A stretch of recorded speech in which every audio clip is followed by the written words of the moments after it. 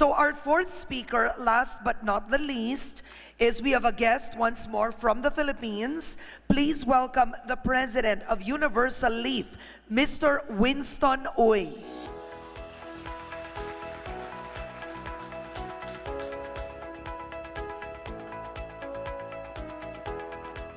Good morning, everybody.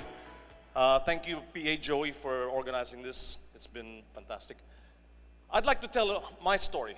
My story is that I was a young man in late 1990s, and I got into the Senate Hall when they were discussing GATT. What is GATT? It was the precursor of the WTO, which created the globalized world. It was in a session hall where we came from a society where everything is protected to all of a sudden everybody's discussing about a world that's liberalized. I took 2 steps backward from how I look at our business, and I got so scared. I got so scared. Why? We cannot compete. At that time, we're working with middlemen, and my search in finding solutions brought me that the only solution comes from working directly with our farmers. Our farmers create the cost, create the quality. We're only as good as they are. But who are they? Our farmers are poor. They don't have much education. They don't have much experience. They don't have much money. As PA Joey says, they don't have the 3 M's. Not that just don't, they have the 3 M's. We are living in a culture at that time that was full of deceit.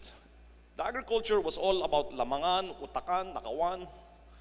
And that culture has to change. Tobacco is a traditional crop that needs to change in order to transform. The good thing that we had going, which was bad at that time, is that our lobby was so weak, we did not get any safety nets. Not like sugar and coconut and rice. We had no safety net. It's 0 rated right now, and imported tobacco is zero rated from ASEAN. So that forced us to become competitive. And it has to be a change of mindset. From that culture of distrust and deceit, we have to create a culture of trust. And between the farmers who have so little in life and with us, where we're empowered with so much more in life, the onus is on ourselves to trust and create the ability for them to trust us. So that whole change of mindset is the most important first thing that we have to do. But from that change of mindset, our farmers, 80% of our farmers don't even own their land. So how can they compete with agro-industrial estates from everywhere else in the world, in the globalized world? It's the same things. They need everything. The 3 M's that PA Joey talked about, the market, the money, technology. We're financing our farmers with 0 security. We have 20,000 farmers. Everything is financed. And not only finance, they have to have everything. Because in order to succeed, they must have everything. Without the proper post-harvest facility, without irrigation, it's a recipe for disaster. That's what creates the boom and bust cycles that we have. So there's no magic wand here. That's what we need. But how do you inculcate that into a traditional culture that knows so little of this? All of this costs money. From 15,000 pesos per hectare that we're advancing out, we went to 150,000 pesos. Most people would be scared shitless about this. And it is scared. And we made a lot of mistakes, and we went through so much pain. But what I learned, it boils down to management. We have to create a good team. This is very practical. It's all management. Create a good team and good people.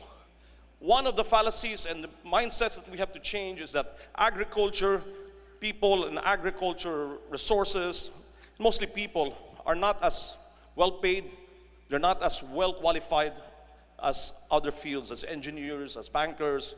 That has to change. We have to change that mindset and create a team well motivated, and that's management. But the other great equalizer here is technology. As Joey said the same thing, what is the difference when you have 1,000 hectares contiguous here and you have 1,000 farmers spread all over Region 1 and 2? It's a big difference. It cannot be done if you do not center your management and using tablets and phones, link them together like they are one contiguous farm. It is not the same, but it's still your best chance. It's a lot of work. We've created our own ERP, we have our own software to run the whole thing, from logistics to technology and everything. And this is a screenshot. All our farmers, all our technicians, 500 plus tablets distributed, all working on the same system, all providing data in every day, and we provide useful reports to all of them so they can make proper decisions. And at the end of the day, we're all farmers. When we're all farmers, we must be focused on the weather. That's why in this individualized dashboard that we have created for everybody, the weather. Technology has already told us that La Nino and El Niña are two different weather patterns. So you plan your crop according to that. And the weather predicting has been very much better already. And we're provided weekly and daily through that tablet that goes through all our organic personnel. But that information should not stop there. That information should go to the farmers where they can make their better decisions too. So with that, we text blast. Anytime there's a weather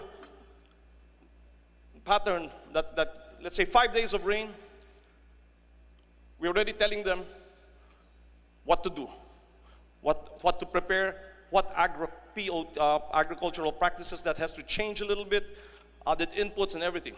That's the only way for us to be able to be globally competitive. One of the beautiful things that the government has done is this Project NOAA, and we are the most disaster-prone country in the world. We have downloaded Project NOAA, superimposed it into our own GIS, and go back. Superimposed to our GIS that in those are our farms. When it rains, how many mLs, we can predict where the floods are going to come and when they're going to come. It's not 100%, but we have to mitigate, and we do mitigate. We've lowered our risk potential significantly, and we're using that GIS not just for the weather, we're using it for efficiency in finding the roads, identifying where all the farms are. This is where all the farms are and the responsibilities of each technician. It goes down to the farm level. You can click it, you can see the farmer's accounts, farmer's agronomic account, financial accounts. We have the disease mapping too. So from the products that they deliver to us, we can identify what diseases they have.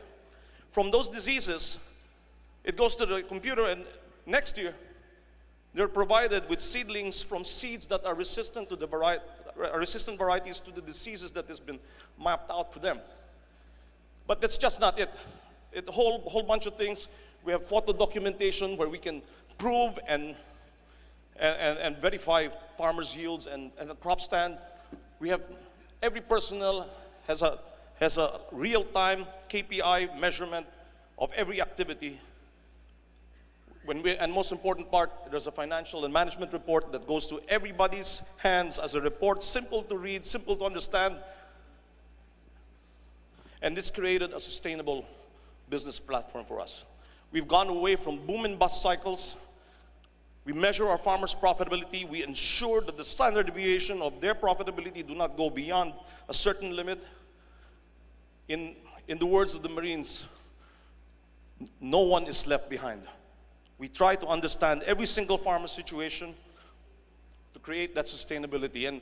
And modern agriculture goes beyond just that. It goes to sustainability programs and good agricultural practices that is being audited by every major in the world. And next. all of this sounds highfalutin. And we're working with farmers that do not know much and do not have much. We have to empathize. With empathy, when we strive to understand how to be understood, all this complicated stuff can be understood in programs and ideas that are spread around properly. And whenever you're dealing with people's lives, livelihood, and land, it's always very passionate. That's why you need empathy to communicate with them properly. So all of this, we are empowering our farmers to make our company better. And with that, we have grown. For the past 20 years, we have exciting growth for the next medium term on an industry that has been shrinking 3 to 5% a year for the past 10 years. Traditional crops do not have to remain traditional. There is a way. Is it easy? It's not easy. It's one step at a time, one problem to solve and mitigate, and it becomes easier later on. Thank you very much. Thank you very much, Winston. You can sit there.